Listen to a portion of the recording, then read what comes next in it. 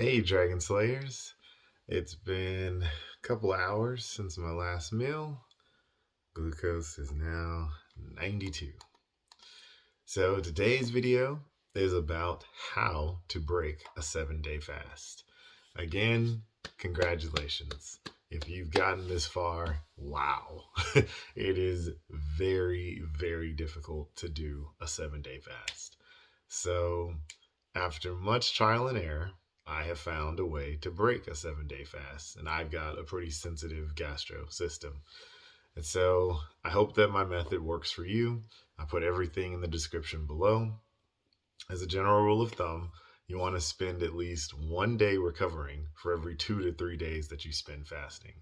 So on a 7-day fast, you're going to want to spend 3 whole days recovering. So when you break a 30 to 48 hour fast, you want about a 3 hour recovery period. When you break a 3 day fast, you want anywhere from a 3 to 6 hour recovery period up to a 1 full day recovery period. For the 5 day fast, you want to have your initial 6 hour recovery period, and then you're going to want to avoid any meat for the first day. And then on a 7 day fast, you'll do the same thing that you did for the recovery for the 5 day fast, but you'll avoid all protein except for vegetable sources of protein for the first 2 days. So on the third day after breaking your 7 day fast, you'll want to add in some non red meats. And then on the fourth day, you should be able to eat as normal. So, step one, like all fast breaking beyond 24 hours, I have 1 cup of bone broth, 1 probiotic, and 1 serving of fermented vegetables of any kind, usually pickles, okras, radish, cabbage, kimchi.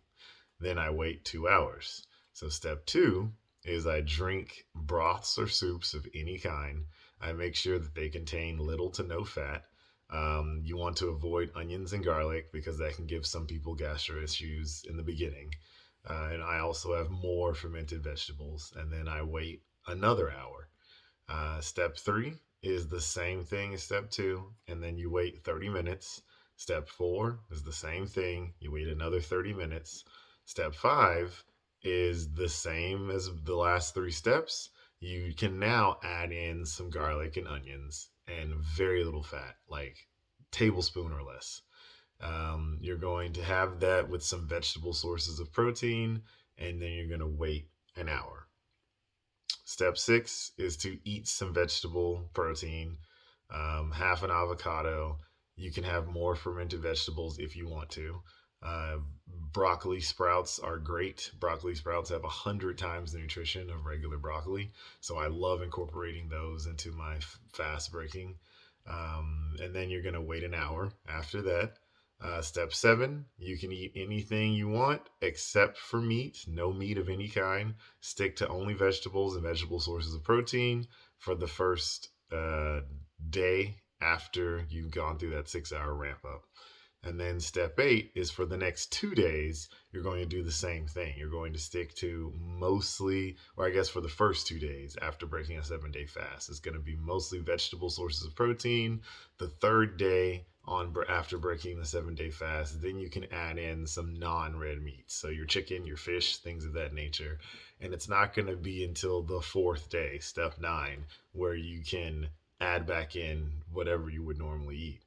If you start to have any sort of gastro distress, meaning achy stomach, diarrhea, nausea, anything like that, you want to scale back. That just means that your system is sensitive, and then you can do everything I've outlined, but just do it even slower, eat even less at one time, and always wait at least an hour or two between meals so that way you can see how your stomach is going to handle it.